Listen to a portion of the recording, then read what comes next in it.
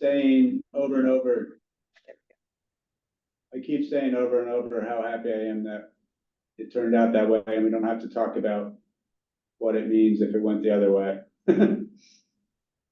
Yeah, I had an interview with the Hardwick Gazette yesterday, and he wanted like a one-word response on how I felt, and I just said relieved.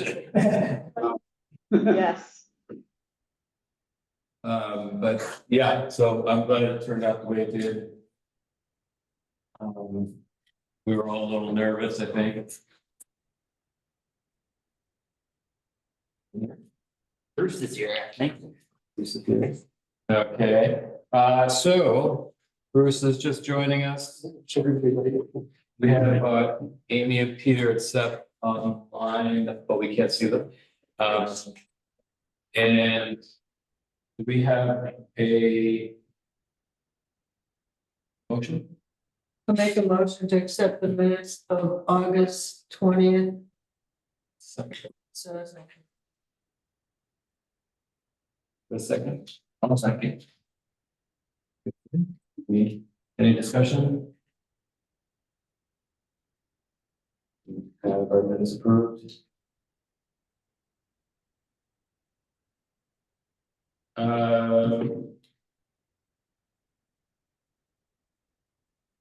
Let's so on the agenda we have the did anybody want to talk about our vote or anything related to the vote? I just wanted to say thank you to everybody for your hard work and third vote and 5 years of work, and still going forward. Congratulations to everybody. Emily couldn't make it today. Right. That up there. So we have a fairly light agenda tonight, and one of our first updates was the $750,000 Northern Borders grant. well, Tori and I were working on that. Seth, do you have any update, Tori, from both Tori or not? Yes, so that grant was awarded. And my understanding is that Tori has been working with Linda just to finalize the award paperwork. We've had some discussions about where it might fit in the funding stack. And something just of note related to this is that in addition to being additional money, it's not tied to the ARPA timeline, which means that provides a little bit of flexibility on the back end if needed. Though hopefully we do not need that. For example, yeah.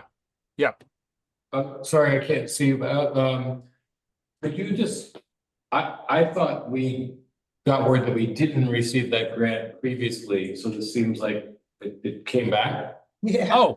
Oh, okay. Well, that's exciting. I thought I was giving old administrative news instead of announcing another $750,000. So you have another $750,000 that's not tied to the ARPA timeline. So that's cool. So what happened was that the initial review, Wolcott was not awarded. But NBRC also has sort of special pots of money that are tied to USDA and the Economic Development Administration. And so you have ended up kind of through that second round that you get to compete for received funding.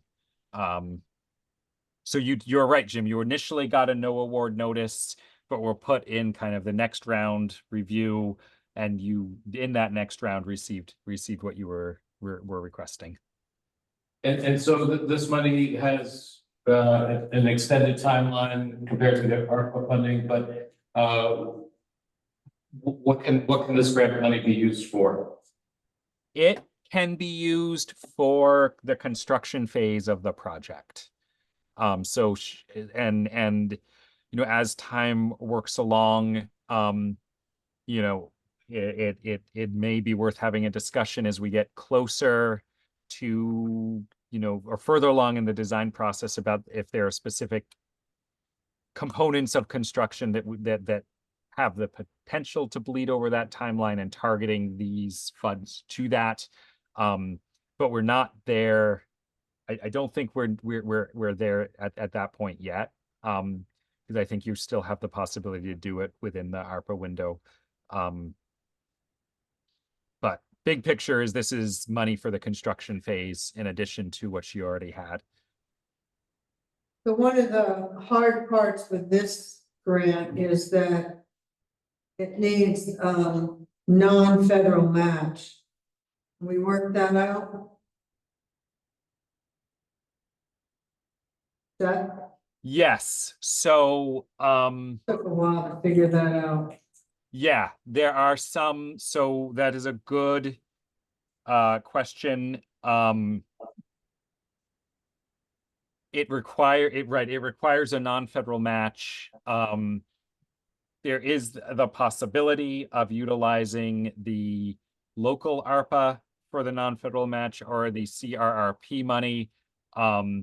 There's a potential hiccup if that goes past the ARPA deadline. And there's also a potential total hiccup of total in matching the NBRC grant and also the total federal share. We're having some discussions with ANR about a strategy for if that were to happen, and how that would work. And we do have a strategy for working with ANR, if we need to come to that. That we've started a discussion with Neil Kamen about,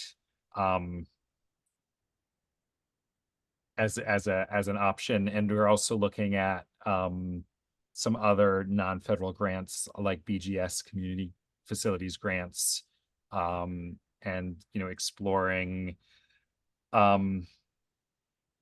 you know, how the scope of work for the project for NBRC might be structured so that it's discrete and has less of that ratio problem. So Peter and Amy, you may be seeing questions from us about like components like the force main on the bridge, like what's likely to happen at the end of the season. That's what's driving all of that to make the math work.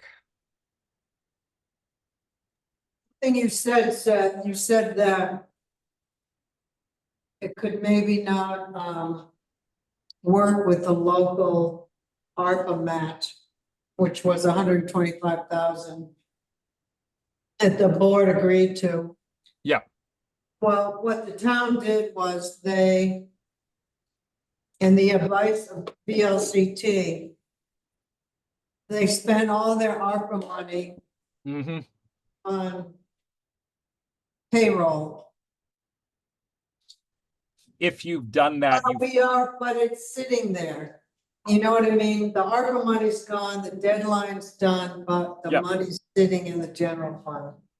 so if you've done that, you have freed yourself from the ARPA timeline then for that piece. I of it. just wanted to let you know that. No, thank you. That's good to know. It could be reallocated later. Yeah, If we it need it. doesn't fall under the ARPA Okay. heading with guide, you know, restrictions. It's gone, it's all gone. So is there a possibility that we accept this 750,000 now, and then two years from now, we might not need it? So how would that work? We send it back, or I mean, I'm glad we're talking about a surplus and what to do with surplus money, and then we still have the $1 million congressional designation award pending as well, right? So, Mhm. so we potentially have 1.75 million in surplus.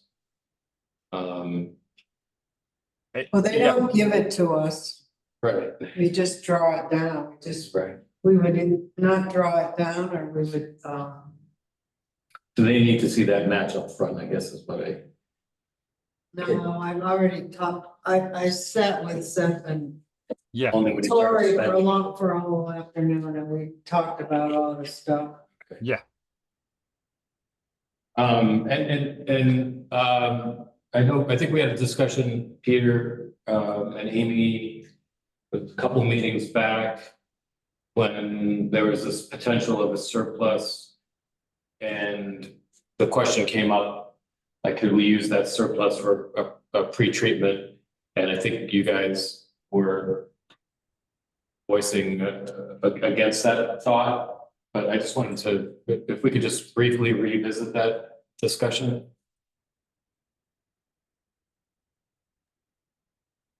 It just means you have to consider the changes to O&M costs, which could be significant. It's probably the biggest thing, O&M and other things like power usage. So I don't think that's a quick or easy conversation, but I wouldn't say we were completely discouraging the idea. I think there's probably a little premature, I guess, try to make a decision one way or the other. There are some permitting implications too on that we would want to go through with you and make sure that we all understood what it might mean for a design flow if adding pretreatment also bumps the design flow over 30,000 gallons a day. That has implications for how we demonstrate that we're not harming water quality in the stream in our permit application. And that could take more time to address than we have in our timeline right now. So we can do a little bit more homework and come to you at the next meeting with a better sort of outline of what that would mean. But my gut is building the pretreatment in the ARPA timeline it would be a pretty rough thing to do, even if we have the construction funds in hand. Just a reminder though, that the committee wanted us to permit. Right. Okay. Right. But if we would just need to be careful about how we construct that the application. Sure, of course, yeah. But we will be securing a permit with the pre-treatment, is that what we decided? Yes. Yes, okay. And Peter, do you have that rough number of how much more the pre-treatment was gonna add to the project from the preliminary engineering report? I don't have that handy. We can follow up. I can certainly follow up with that. Ask a question. What exactly makes the O&M increase by having the pre-treatment?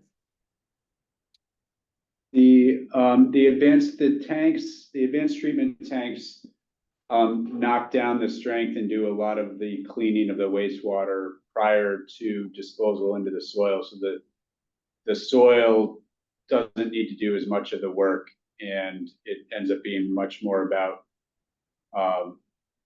the hydrogeology of the soil than the actual treatment that's happening there. Does that make sense? No. No, sorry. No. What would cause the O&M to increase with pre-treatment? Oh, there's more electrical use. Oh. You might need the operator to check on it a little more frequently. And there may be more lab sampling of the effluent relative to if it was just a septic tank to a leach field. So there's a few different places where the operation and maintenance costs can go up a little bit with adding pretreatment relative to not having it. Okay. So there's a lot more to monitor really as part of it. Yeah. And you have to make sure it's sort of staying within the limits of the permit. Both operationally, like doing things to tweak the way the thing is running to make sure it's happening, but then also documenting that it's meeting those standards. So the question, so if we take the pre-treatment option off the table for surplus spending, let's just hypothetically take it off the table. Could we just have our current system without pre-treatment, but a bigger system at the school? I mean, if we want to accommodate more gallons per day, is just a larger size treatment at the school a possibility? Not really, because we've kind of maxed out that area anyway. That was the alternative that we had, was maxing out the fields. And I think there are quite a few nuances that we have to dive into as we design those various zones up there and think about the way the indirect discharge rules are laid out. So, but I don't really think there's a lot of extra space to be playing with for that extra capacity. I think we can max it out, but I don't think it's that much about cost, quite honestly. It's space up there. It's space, yeah. Yeah. And also the desire not to completely clear and regrade and do some pretty extensive managing of the areas beyond the fields and between the fields and the existing school systems. We probably could eke out a little more capacity if we really try to maximize that, but that isn't really what I was hearing from the school that they would want to see. And related to the comment about the higher electrical cost, so is the electrical cost, is that going to be part of the monthly service bill, or is that going to each individual landowner, that's just going to be tacked onto their individual electric bill? A little of both. Each of the tanks will have a pump that the individual property owners will need to pay. That sort of sends the wastewater to some tanks that will be located at the bottom part of the town forest property.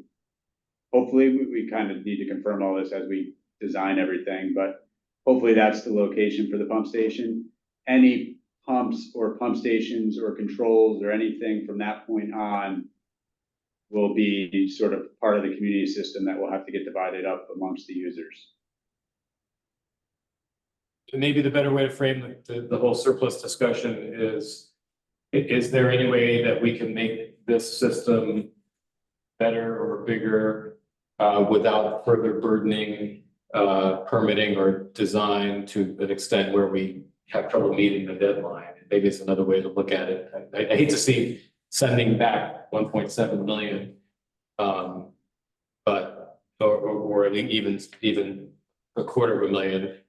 But it might be nice to just have it in our back pocket if it comes to that. Maybe I'm hoping we're still going to stay on budget. Something that had been bouncing around in the LCPC discussion is, with the installation of the control boxes at, the individual properties, if there are other, utility floodproofing type things in the vicinity, and there's room in the budget, that may be a use of these funds that would make the system more resilient and the village area more resilient, while you have electricians and plumbers out there.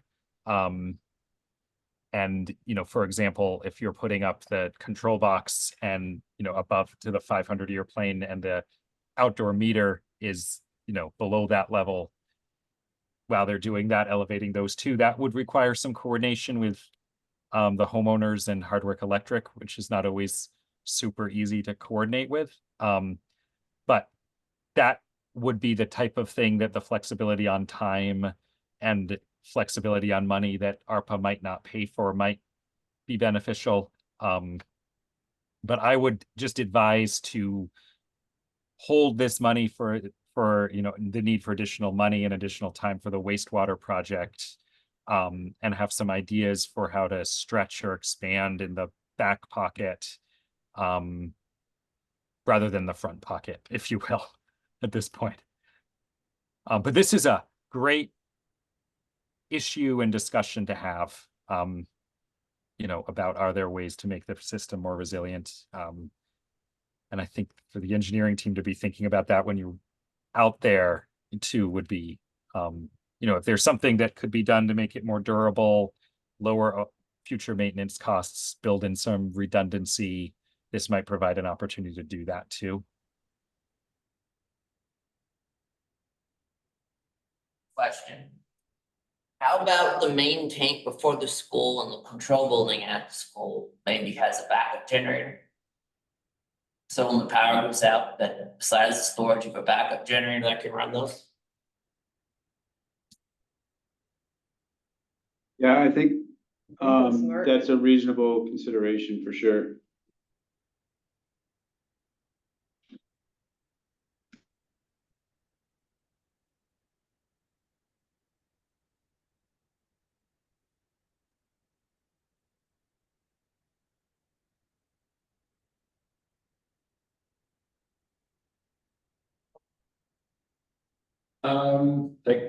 Anybody else want to talk about the grants or grant surplus?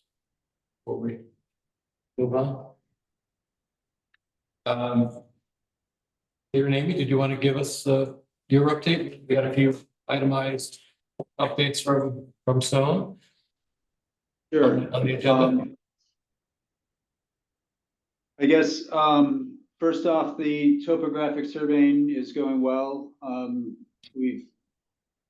They've gotten through most of, Route 15 and are kind of making their way down School Street.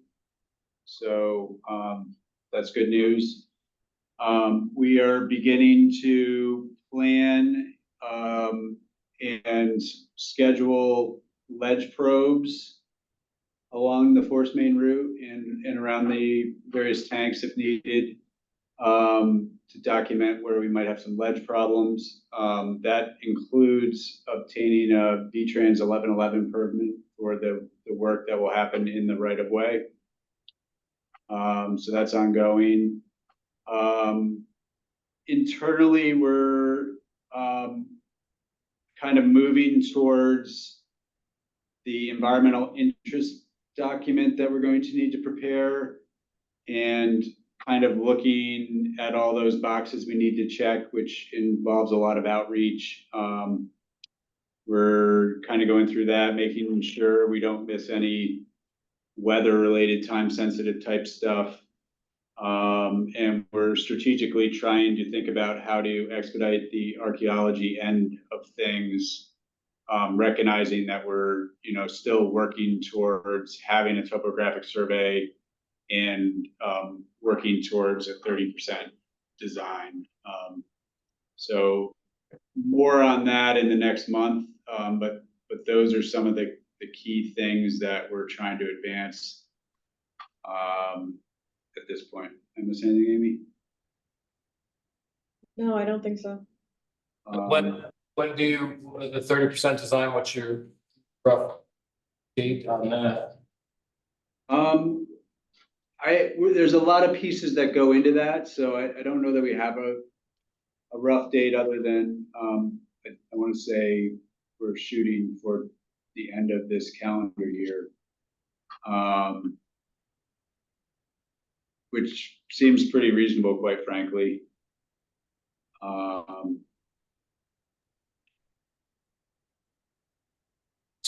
To be on the committee's radar, and this is kind of a question for both Stone and Emily, the environmental review document, is that going to require like the Fonzie hearing and that review? Is that another public piece of the public process that should be on the radar? Yep. Yes. Yes, Okay. Oh, And- you're here, Emily. Oh, okay. yeah, I just got here, sorry. That's Yes, all right. it needs to be. So And- I think, when Peter and Amy submit the 30%, it's a good time for them to submit the draft EID, to start going through flagging things that we need to flag. And then there will need to be a public hearing. Once, that can happen before the Fonzie is on the website. But it's best, but knowing that comments will be accepted up to 30 days after the Fonzie is posted. And so the EID is the environmental information document and the FONSI is the finding of no significant impact. Correct.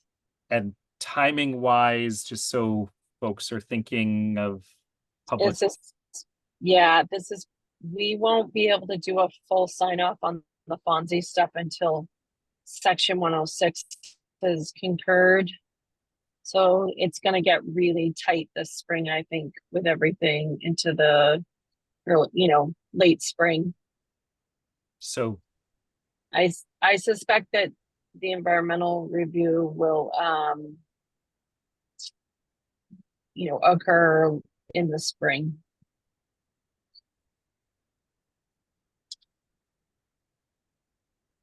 Amy and Peter, is that kind of your assessment too, based on? Yeah, that sounds about right. I will say that one thing I didn't really mention about what we're working on is we're planning for a very detailed project timeline scheduling internal meeting amongst our group to kind of like really dive into the nitty-gritty about how all the pieces come together, make sure we're meeting deadlines and getting this done on time. So we're at this point, we're kind of focused on what we know are the immediate priorities that we need to be thinking about, but we are going to kind of go into a deeper dive of the whole project Gantt chart. Yeah, and if there's any thought that there's going to need to be some phase 1 work, at this point it'll be spring. I would get on their radar now for a archaeologist. Yeah, we were just talking about that.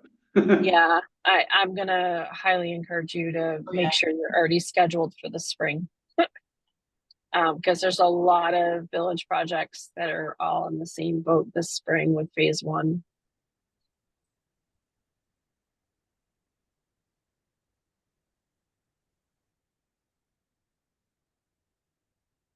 And I'll just hope for a really, really warm winter so that Charlie Knight can get out there in January and do phase 1s. I wish. Totally laughing as I say that. Yeah. So just so the town knows, typically their archaeologist is not even allowed to go out until May 15th. This year we got permission, as long as there was no snow on the ground. Scott Dillon allowed them to go out and do some work on the village projects ahead of that. We may need to coordinate that again this year. Might want to start coordinating that now for next year. We know it's going to happen. Emily, what's the rationale on that? I actually wasn't aware of that. I was not aware of that until this year. So they are not allowed to do any shovel test pits, anything like that with snow, apparently. I thought you said May 15th, though. You mean? It is. That's kind of their date that Scott said. They typically don't get out there until May 15th, roughly. And when is the cutoff? Typically it's October 15th, right? So we have a few weeks. I do know that they were doing some work last year, I think it was, into November, but that was because we had really good weather into the beginning of November.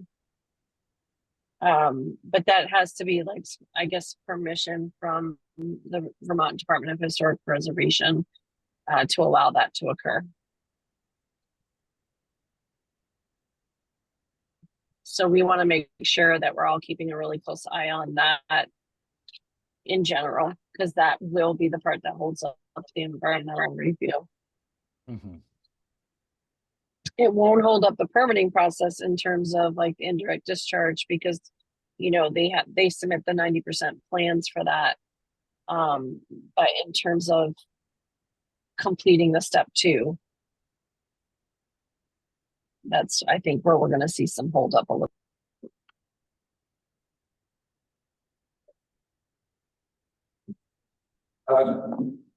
Peter and Amy, can you just talk a little bit about landowner participation and non-participation, I guess, and how that may impact your survey and design work? Yeah, that was one of the agenda items we wanted to talk about. So we had Alex kind of sum up where we were with responses from landowners. It's not bad, but I think we're at the point where we're gonna like need some help probably. So we have 10 with no response at all that we haven't heard from. We have 28 with written permission, and we've done the inspections on those 28. And we had 5 that we got verbal permission because we ran into them out there when we did those inspections. We have 5 buyouts on the list. And then we have 10 that are kind of just no's, like they don't want us there, with some various reasons on how we concluded no's that we could or could not get into. But so I think what we should probably discuss is 2 parts. What we want to do about the 10 with no response, and I mean, I can email off tomorrow a list of those folks. You can look through them and see who on the committee might know them and how we might want to get in touch with them. And then I guess the bigger question is, what are we going to do about the no's? Some of those were folks that Linda or others on the committee said, don't reach out to them because we already know the answer. Some of them responded with no's. Some of them we didn't approach because they had anti-wastewater signs. So I mean, I think it's probably fine to table things for a while, but certainly we're going to want to, the committees and maybe the select board are going to want to be thinking about how they're going to deal with those folks, and particularly the opt-out stuff. Well, it's to me, it's a little bit of a chicken and egg scenario with the septic ordinance not being finalized yet, and even if it is finalized and approved by the select board, requiring hookups unless you have an opt-out option. How does that work where someone just says, you're not allowed on my property, I don't want to hook up, you know, like how do you deal with the no's related to design and construction? That I know we're going to say to them, you can hook up now and it's free, or you could pay later. You'll be required not to pay later would be a leverage, I guess. But how do the 10 no's, can they hold up the design of this project? I guess is my question. If they, I don't think it has to hold us up. No, we'll keep moving forward with maybe some assumptions about some of them. Not really a big deal, and I agree with you that like until the ordinance is in place, we're probably not going to fuss that out. Amy and I were talking anecdotally about Warren 20 years ago, and she commented how that community, nobody was required to hook up, but as the reality of the system came closer to fruition and people saw it moving towards construction, more and more folks became more interested. So I'm not necessarily saying that that's going to happen here, but we can kind of hope that the reality of it happening might change some folks' perspectives if the pipe's going by their front yard anyway.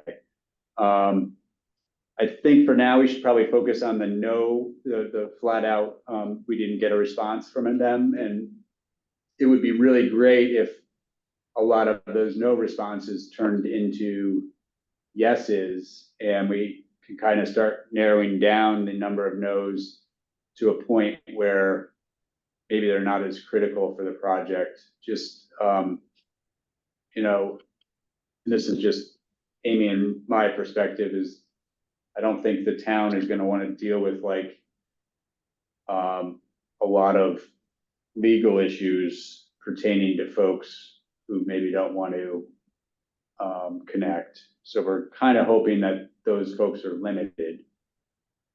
So if somebody opts out and they have an inadequate system, what happens then? But we're saying they can't opt out if they have an inadequate system. Well, they have to prove that their system is adequate, That's what we've been saying. right? Correct. So, there are 7 buyouts in this district. Okay, Approved? Or, Uh-huh. 7 in the village.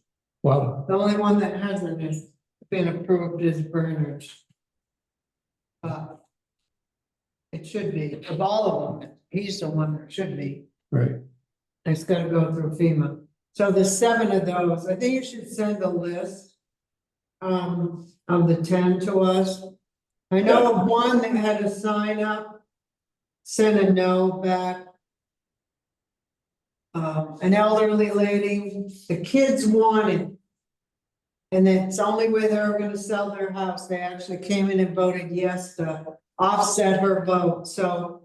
You know, The church? you need to know some of these people to kind of go around it. Maybe we'll send it to one. To her kids, not her. You know what I mean? If you send me the list, I can. See what That I sounds- can do. Yeah, I think that's what we were hoping for and envisioning. Shouldn't the emphasis now be on the 10 people you haven't heard from Yeah, that's it. rather than the 10 no's? Yeah, that's Yeah, what we're The saying. same Yep. thing. no response was what we meant. Sorry about that. It's a It's little the bit. same thing. Okay. Just send that list out and I'll look at it, Perfect. see what I can do.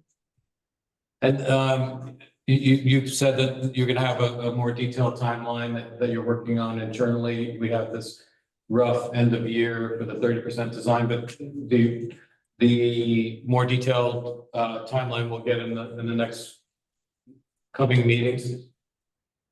Yes. Okay. To some extent, our schedule now has to meet the interim and final milestone deliverables in the ARPA grant that was just signed last week. So we're taking the big engineering Gantt chart that we had already put together and adjusting it to account for what we sincerely hope will be the final art set of ARPA deadlines that we're gonna need to meet, so that we can make a good plan for how we're gonna actually execute on that. So definitely more to come there. And should the highest priority be the design related to the bridge, I guess, because that's gonna go in next summer?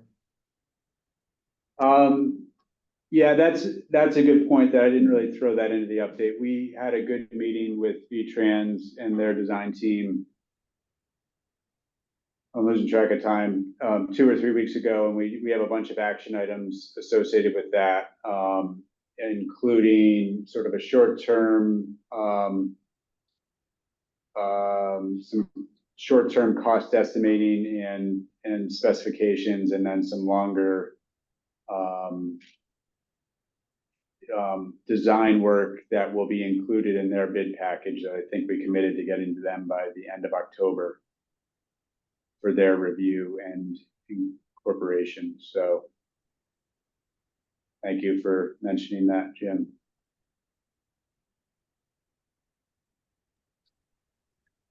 So can I jump in real quick? Yep. Sure. Sure. So a couple things, I'm just trying to remember back to like 2 things we were talking about. Keep in mind that if a homeowner chooses to want to connect while the pipe's going by, if they have not had their land archaeologically cleared, we cannot pay for their sewer service connection. So that's going to be very critical in this part, that kind of limits that as the pipe goes by. Yeah. Scenario. The other thing is, those are the final ARPA deadlines. I cannot make any changes to the amount you're receiving or dates as of now, your signed agreement, moving forward. And then, It would be great if we could get a copy of the plans for the bridge, Peter, when you guys submit them to V-Trans, please. Of course, yeah. Yeah, that was actually one of my questions that I'm happy to take offline, Emily, but Yeah, I don't know if we I ever think really Ash- resolved the level Yeah. of review that you guys might have in that piece of I it. think, yeah, I think we're gonna still need to review it. Ashwag's group probably needs to see it since it's part of the whole kit caboodle, but recognizing that we all understand it needs to be done now. So, Okay.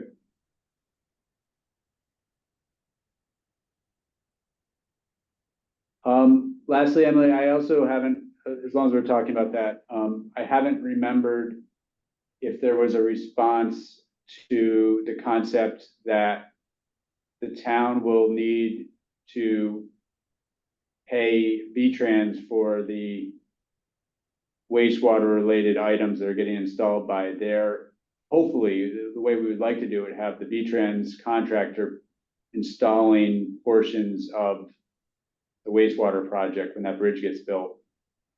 Are there any nuances in terms of the funding that would cause a problem for that transfer in that way?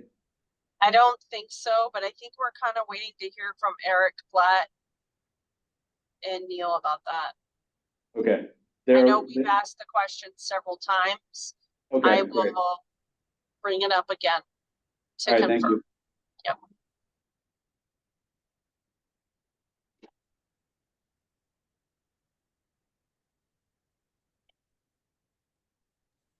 I also wanted to say thank you to the town for signing your ARPA grant. Thank you, thank you. Welcome. One less thing for me to worry about before September 30th. That clock is ticking madly. Just send you a question, an email question. When you have a minute. Okay, I'll check it out.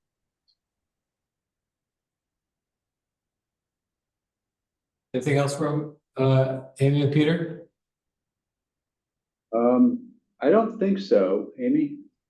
I was just gonna look back at the agenda. I think that is pretty much our update. We did get an update from Jeff Hoffer, our water supply hydrogeologist. He's made some progress on monitoring of the withdrawals from the school's well in coordination with looking at their daily use data. He has some questions for us that we're and thinking of next steps on that front that we're still digesting a little bit, but we're making good progress on that front, which is awesome. I think that was the only other update I missed that one. It's okay. And there was something on update from Stone about the connection policies of what we just covered. Okay, I just want to make sure that was what we covered. Yep. We pretty much covered it. One of the things that Peter and I were kind of hashing out informally this afternoon is how much time does the town want to spend chasing people who don't want to get caught versus coming up with, and you've already done some of this heavy lifting already, pretty clear directive on what your connection policies are and what the off-ramps are, and just getting some clear, consistent guidance out there for everybody to look at and say, if I really don't want to connect and I have a big property and I think I can do this, these are my off-ramps. Okay. If I just replaced my system, but it's a best fix and it's in the floodplain and it's next to a well, I might have a problem demonstrating that I can take this off-ramp and maybe I should come up with another plan like connecting to the system. But having that information out there for folks in the service area to start thinking about is something that I think will help us all down the road.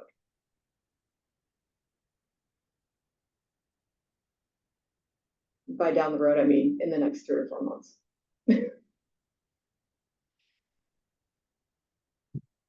Well, a couple of items we had on the agenda, we had regular updates to the select board. Linda wanted to discuss? I'm not sure what you had in mind, Linda, like, do we send them select board a monthly report, or are you talking about like an in-person update? Well, I think as we move forward, as this is a select board initiative and decisions we're making as a committee, we should constantly be educating the select board so that they are supportive and so that, you know, they know what's going on and people talk to them. I don't know how much you and Ellen have been doing that at your regular select board meetings. I know I've come in a few times. Not at all, we haven't done it at all. Okay. Um, Just like a, I just wanna keep Quick it on the update, radar yeah. that, you know. I think we should just let everything cool down. The Yeah. vote, but we should come back as a committee well, to, especially when Stone has the 30% design. yeah, I don't wanna coming. wait till the end of the year though. Right. I'd prefer to, what got me thinking about it was the Hardwick Gazette. What's the next steps for the select board and, let the select board know we're gonna have to do an ordinance, that they're gonna have to review and Right. approve. And we're talking about, creating a sewer commission, Is that good? And just make them be part of it. So it sounds like, I mean, I initially thought, well, we won't need the septic ordinance. I mean, we want to get finalized and approved, but when it kicks in, may not happen until the hookup time. But it sounds like because of the connection policy and the archaeology and other reasons, we need that septic ordinance to be effective soon. So they can Like- do their work. So maybe like next summer, right? I mean, well, in my mind, did someone else join?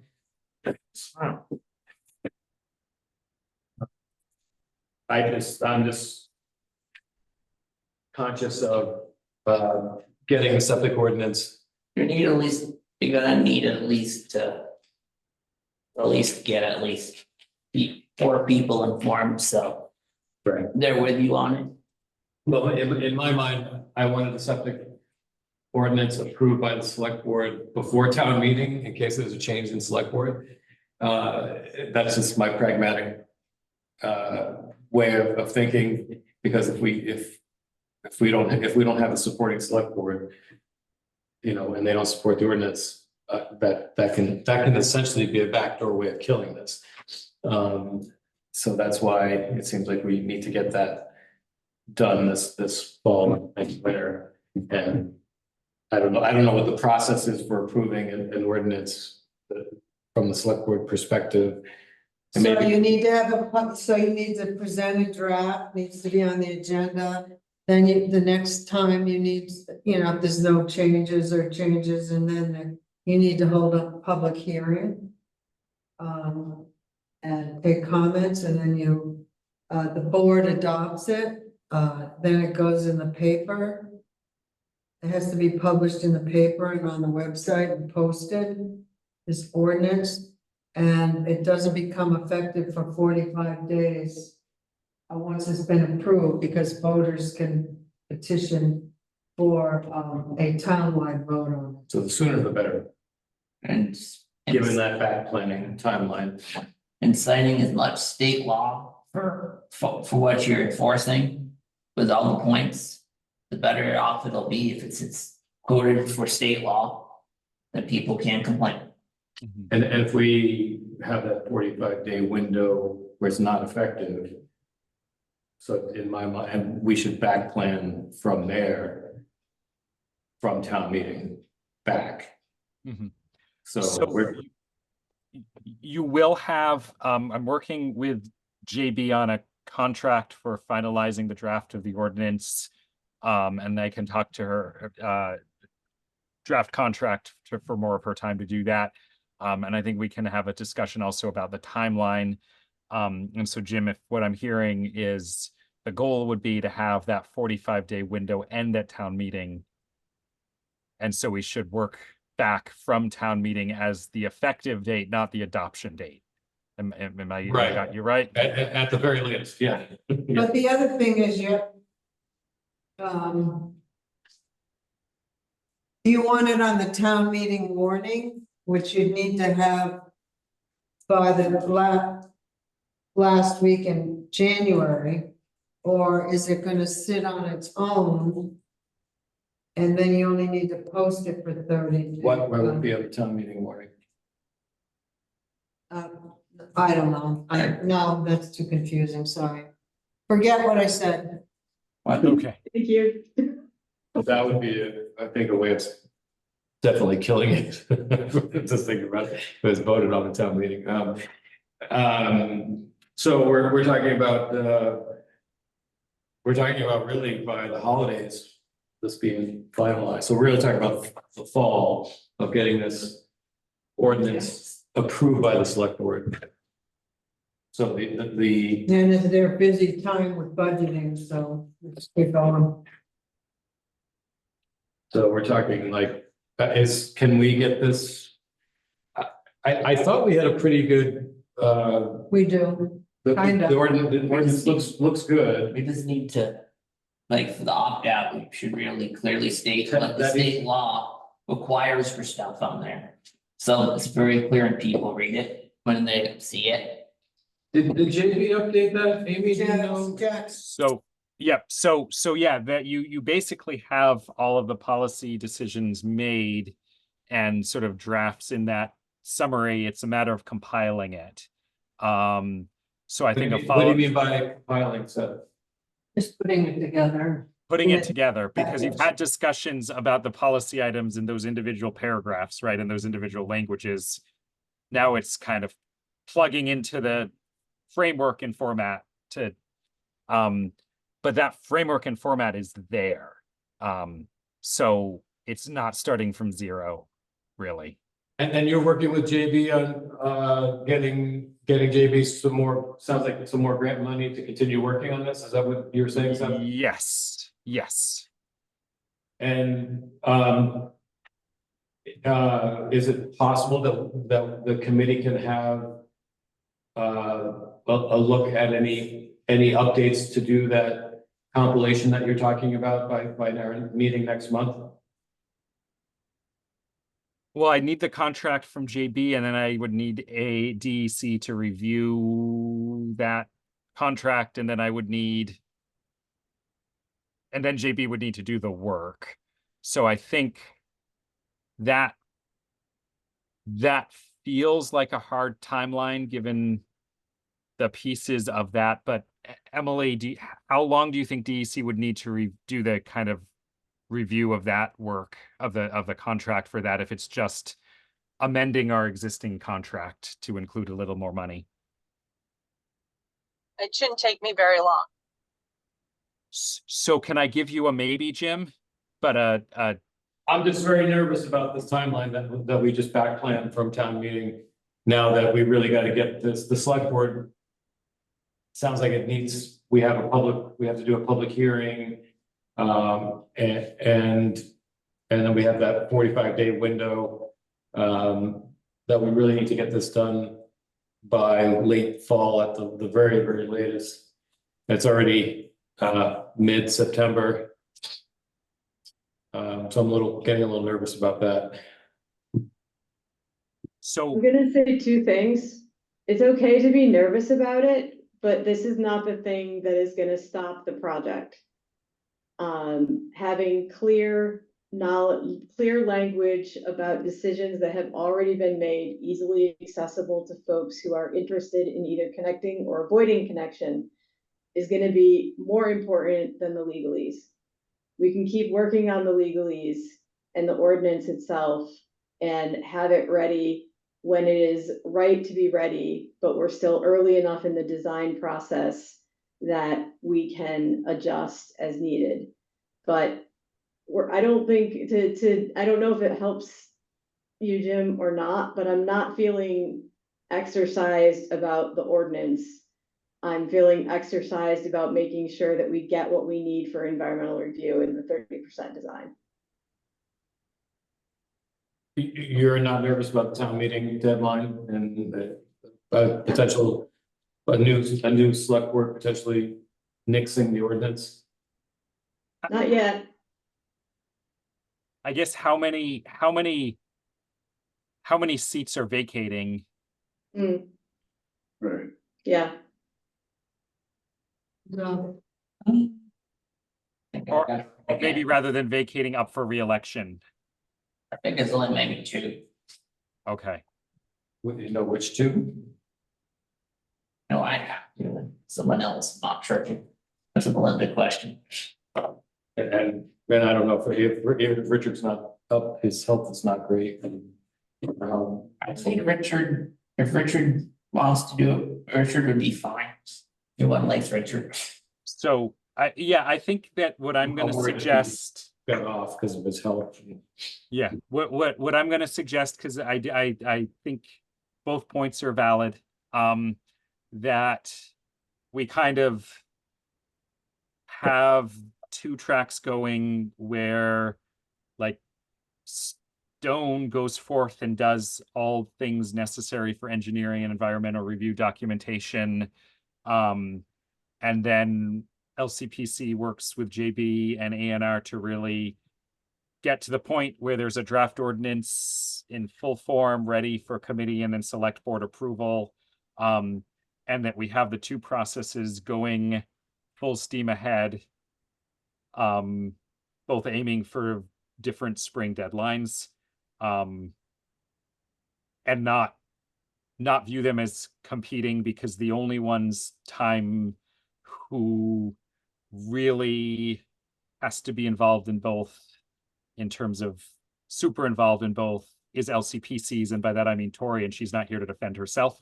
So we're gonna make both of these tracks work, and by that I mean Tori is gonna make them both work because she's not here right now. see, this is why I'm here. I don't want any action items that I don't agree to. And I I'm with know- Amy. And I'm with Amy. I think what's gonna hold everything up is the environmental review around the archaeology ultimately. So Mhm. they really just need to keep forward Yeah. on the engineering side. So I think ordinance shouldn't slow down Stone, and we will do everything we can to get ordinance in a way that works for possible select board turnaround. And I think you're super close based on the past discussions you've had too. And you've presented the main policy decisions to the voters and they've now approved them 3 times. So it's cleaning around the details at this point. I think you have a clear mandate from the voters for the policies you put forward so far is my read of that situation.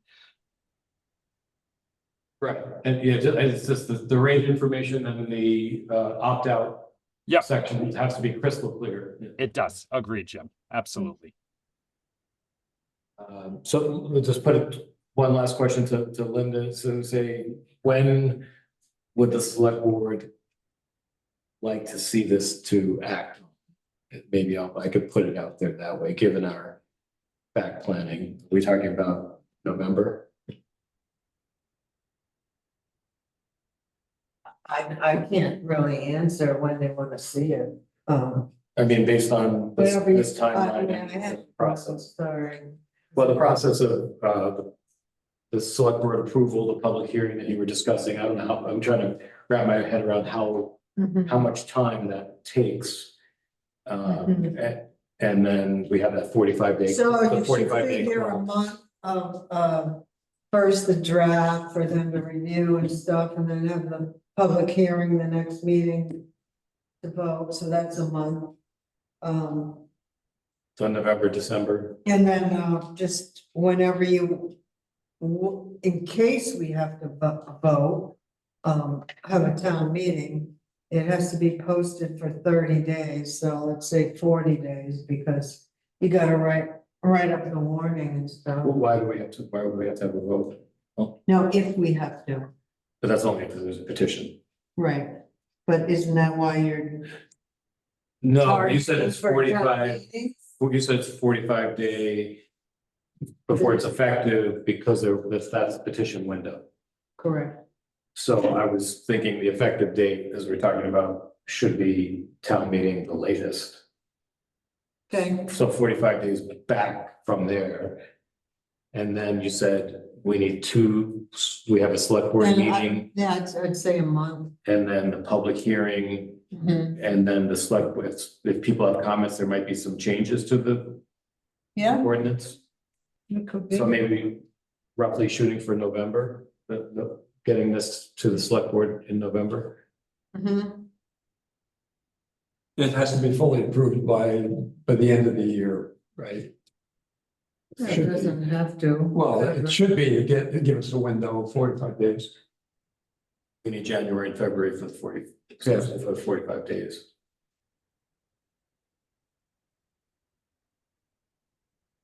So, yeah, So the I just wanna see in December when we meet. You know, if it's too close to the holidays. But it's not happening.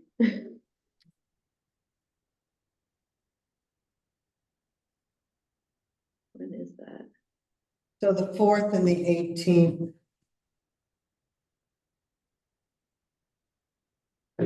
We meet in December.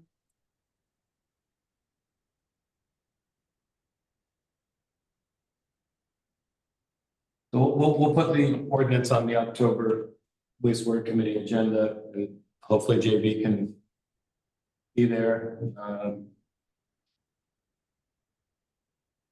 And the discussion about the sewer commission, can that happen after the ordinance or does that have to happen at the same It time? could be it could be in the ordinance, which would be the best spot too. Well, I have tons of questions on this. I went through it. Well, let me, Any concerns? Seth, does the commission discussion, does that have to be part of the ordinance? So I think that's a JB would be the best to answer that question. I think what's worth exploring, given there's question about whether that should be the select board or a separate commission, is whether the ordinance can empower the select board to either function as the sewer commission or delegate that to a different commission. And I'm not the expert in this area, but I think it's a valid question. That is I think why we really do need JB in the room for getting into those kind of details. The reason I posed the question is, I'm just wondering if that's something else this committee needs to have as a high priority, or can we work on the ordinance first and then put that off a little bit? The commission. I mean I think that those are two, that discussion is either part of the ordinance or enabled in the future by the ordinance. And I like the idea of enabled future by the ordinance because you got a lot to do between now and town meeting. Right. But we need confirmation that that's something you can do. Can it just be something like the select board will appoint a sewer commission? The ordinance can word something like that without any specific information. That would be the empowered for the future option. Right. Yeah. Yes. And I think if folks do have questions, if it's possible to compile them, and forward them, I think to JB, if you want to forward them to Tori and I, we can try to compile them into a single list of questions, that might expedite the October review. And I know, right, I think JB sent Linda the document about the commission, but in my mind, just be good to maybe see what towns in Vermont are doing as far as commissions and what their composition and whether it's a select board or a separate entity. Both of those things are happening right now. Yes, that's Some small municipalities choose to just empower the select board to meet as the sewer board of commissioners, and they do it as part of their regular meetings. Some have a completely separate water or sewer commission that may or may not have a select board member or two on it. There's a variety of ways that can be structured, depending on what the select board and the folks who are involved when that board is formed wants to. I'm just thinking, so with a town with a similar population and a similar system, more importantly, not a wastewater treatment plant. No. But Yeah, I think that's a decision for the select board to make. And that's why I think the wastewater committee needs to come and present them with that option. How is this system gonna run? Right. And should we include it in our ordinance or stand alone? Because they're probably gonna be surprised that these new duties.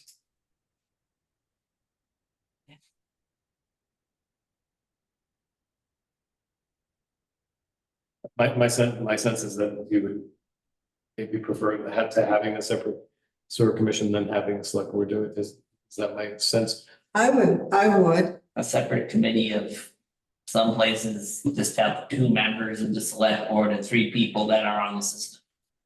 But that's really up to the board decision, not my decision, not the committee's decision, so I think the facts need to be presented to them. Alternatives for the select board to decide. Mhm. Yeah. And let us know which direction, instead of wasting our time, you know, putting together a sewer commission bylaws if they're not interested. So maybe we can ask in your discussions with JB if essentially what sounds like what the select board would be looking for, like to have some alternatives of what the commission might look like as far as the composition, whether it's a select board, whether it's I can't find a separate commission.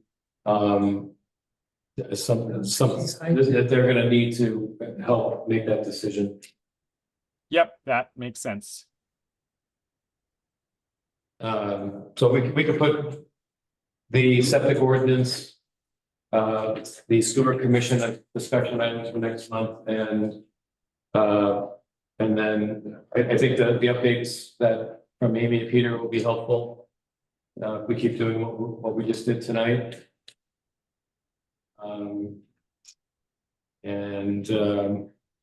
And then how, I wonder if you want to ask the select board how they would like to be updated from this committee, or Okay, do they want a monthly email or something, or they want us to check in every couple of months in person, or, you know, you can always Zoom too. or Zoom, or, yeah.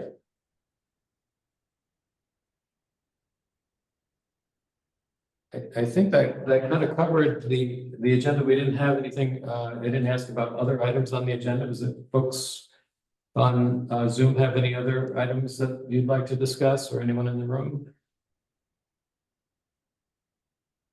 Forrest, welcome back. Yeah, thank you. Sorry, you're gonna be with us until we Yes. know about your funding decision, about what you just. Yes, I plan on continuing being here. Apologies for missing the last two. And maybe we can take you up on your past offer to talk to folks that in the village that after we get the list of names, and we have to contact folks. I don't know if that's something that we can discuss. Yep, absolutely. I'm happy to do that. And also, I don't know if I can help out Stone at all with any archaeology, but if there's anything I can do to expedite archaeology, my degree is soil science. You guys hear that, Amy and Peter? Duly noted. Thank you.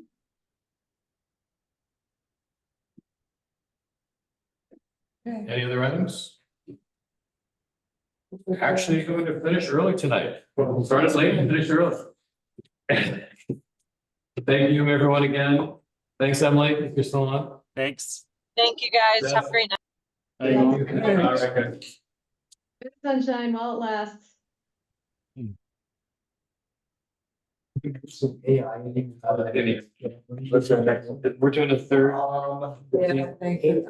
So I use it, well. Yeah. Yeah, and using. This is, this is the program I use, Canva. Okay,